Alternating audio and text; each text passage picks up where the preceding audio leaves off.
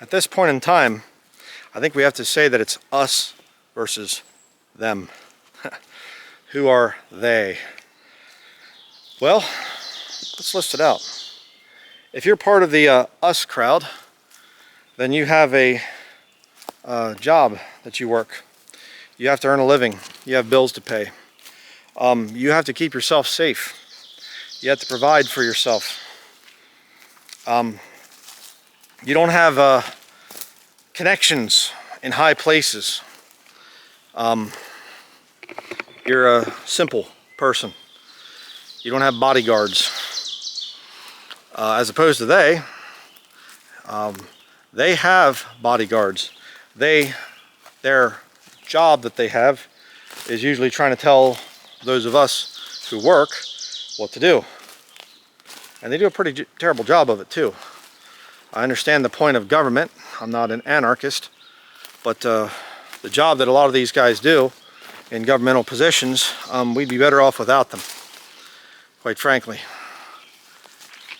But they have fraternal connections. Again, I hear the thing of, well, you know, they get us into all these dumb little arguments, left versus right, communism versus capitalism, all this stupid stuff like that. That's not the real issue. The real issue is, you know, they'll say, I've heard people say, well, capitalism is the problem with America. It's capitalism. That's what all this greed is and everything else. Show you this neat rock here. I've shown this in different times when I'm walking around my property. Very neat rock. Big rock. A lot of times they'd take these big rocks like this and they'd cut them and make them into a millstone in the past.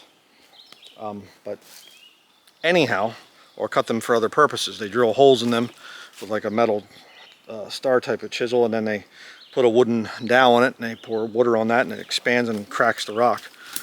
So it's probably what they did, because that's a pretty straight line there on that rock. People knew how to work in the past, you know what I'm saying? But capitalism is the problem. Oh, look at what, you know, Donald Trump's a capitalist.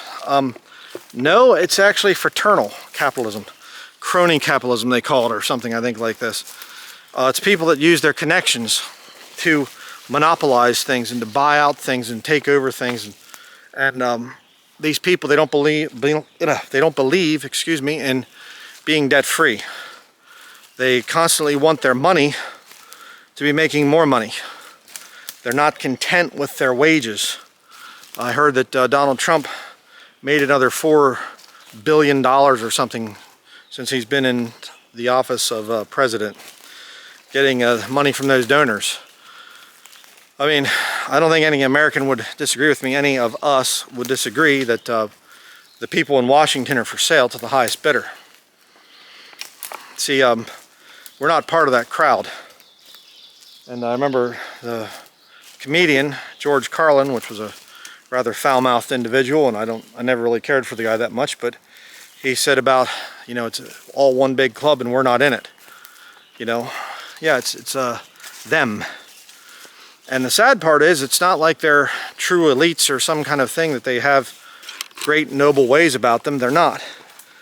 They're not a lot of times even of noble birth.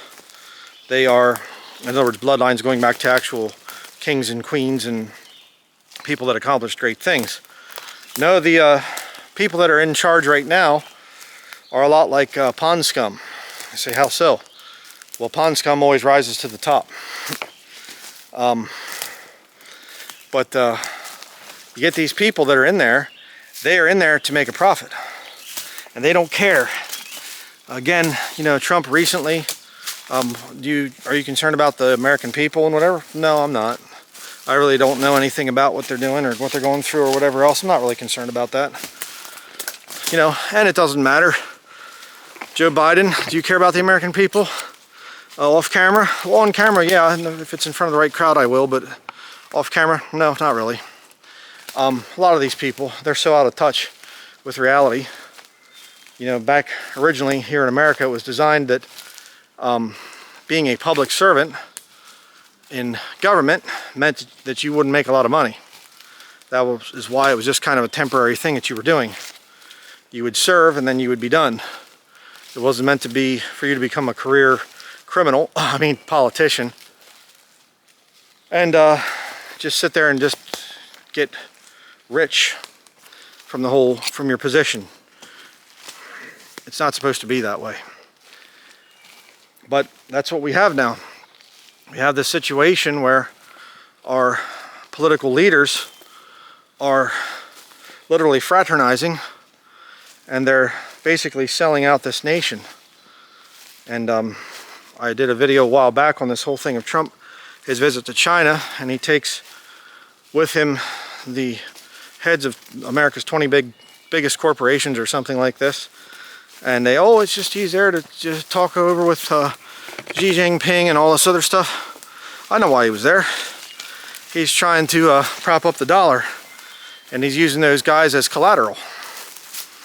Oh, we're going to have great plans for the future. Don't worry, don't dump the dollar. Please don't dump the dollar.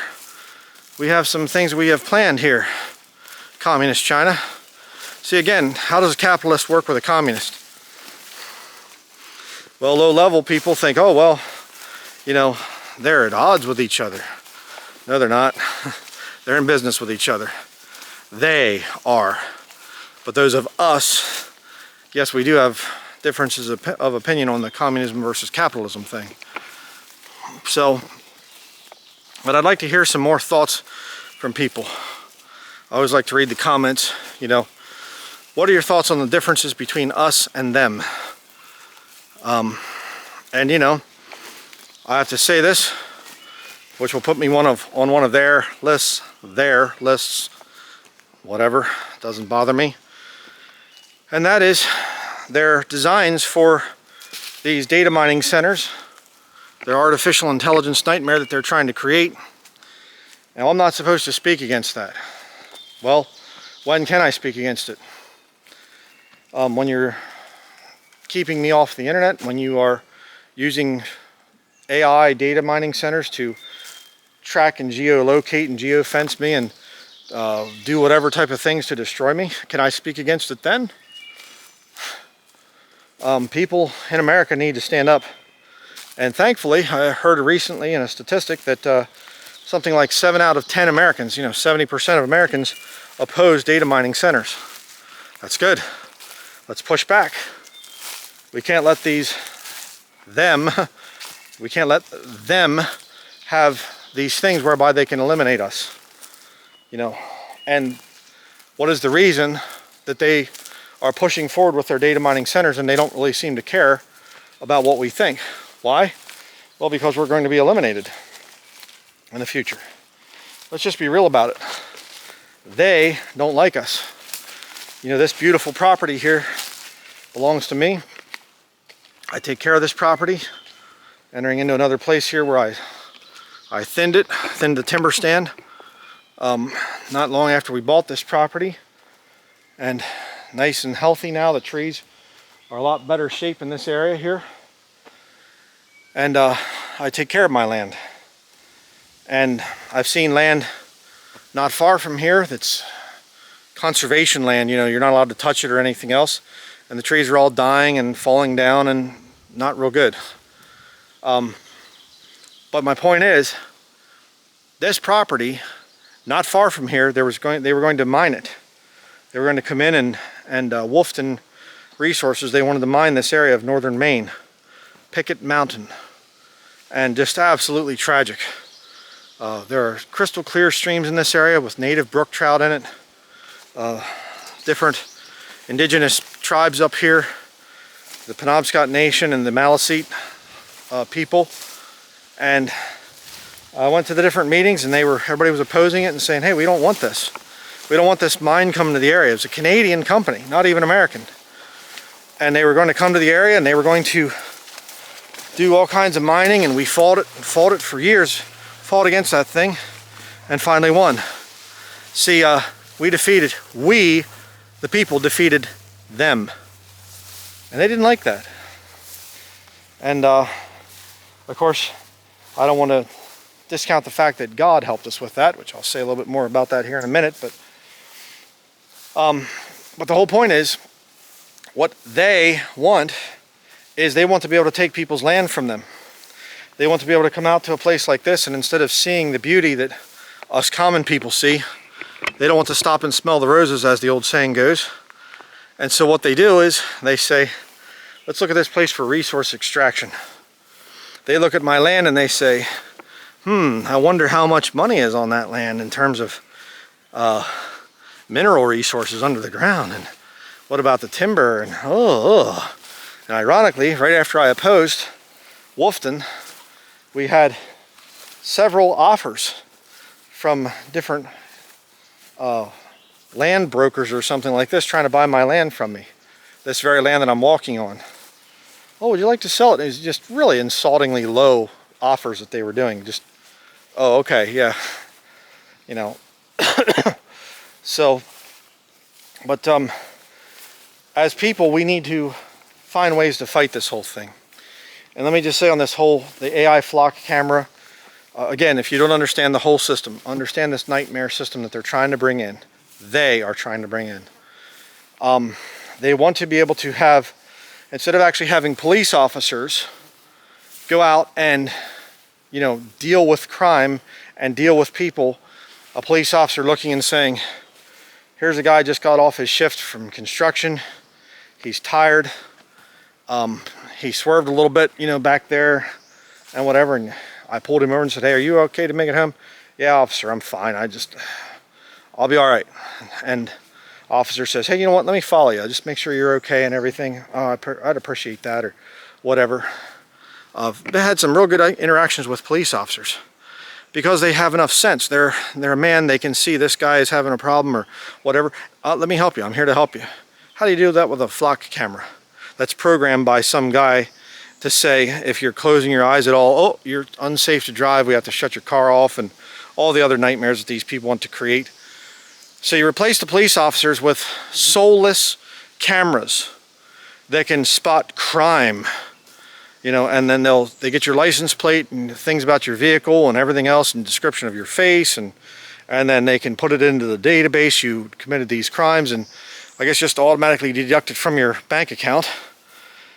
But they want to do that and then do what they did in Israel. And again, I've shown the proof of this in my one video that I did. It's called Project Maven Smart System. The Maven Smart System technology, where they can link up military weaponry with AI flock cameras and the whole surveillance grid thing, and basically kill the wrong people. If you're not a good person or whatever else, they can kill you. You say, prove it, okay? Gaza. If you look up Israel, to the north of Gaza, there's a whole bunch of data mining centers. And they openly admit that it's called Project Lavender. So it's spelled like lavender, but they call it Lavender. And Where's Daddy is another thing that they use, another software program that they use. And then also the gospel, trying to mock Christianity. But free people here in America, we're seeing them, these people that are out of touch in the government, all of a sudden they're starting to try to come out and just shove us around and say, hey, you know what, the way you've lived for years and years, for generations, it's no longer good anymore. It's not safe anymore. We have to do something to protect you from your freedom, because freedom is something that is bad, and it could hurt you, and you could be hurt, and we don't want you to be hurt, because if there's any hurting to be done, we will be doing the hurting ourselves. That's a bad situation. Sorry about the deer flies right now. It's northern Maine. One of the things that bugs me about northern Maine is the bugs. We get lots of bugs in the summer months here. Starts out with black flies, and it goes to mosquitoes, and it goes to deer flies and some horse flies and things, but that's part of the joy of living here. But so I'd like to hear people's thoughts. We need to be creative in how we fight this whole system. Again, another thing that they would like us to do is they would like us to go and be violent.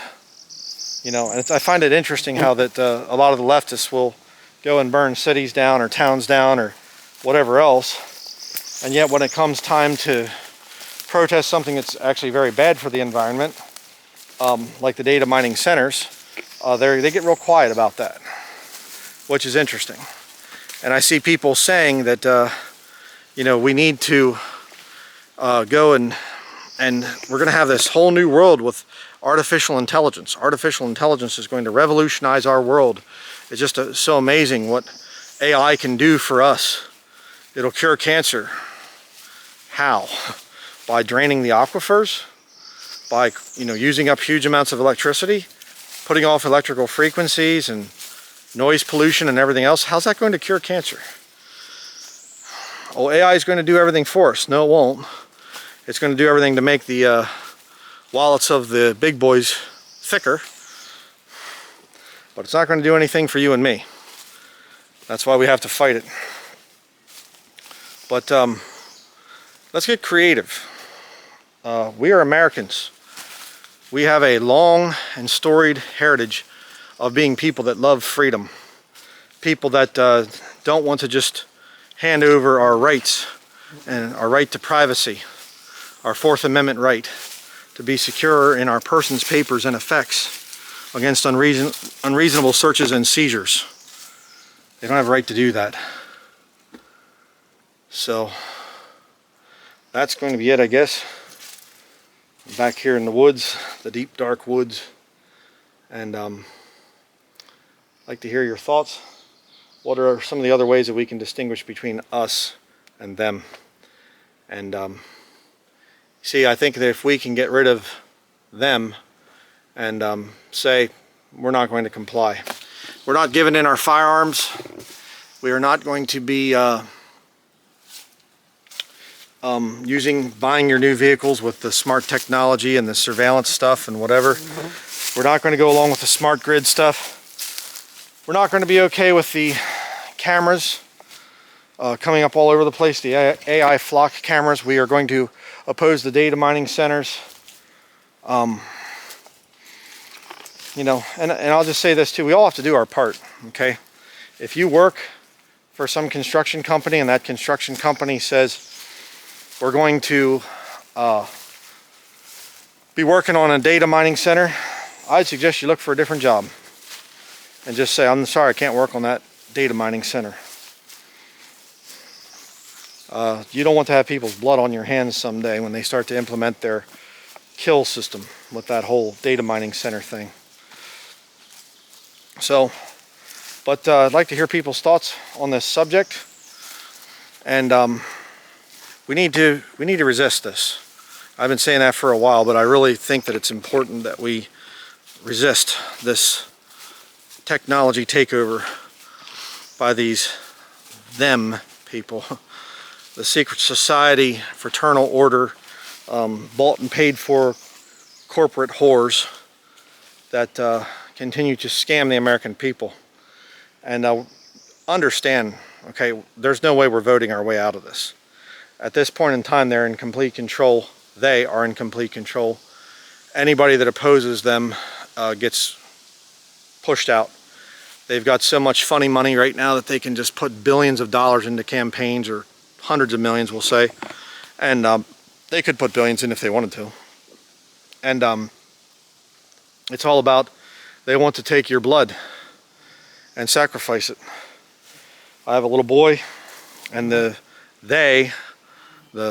crowd, they want my little boy to grow up and be old enough that they can draft him and put him into a war and send him off someplace so that they can get richer.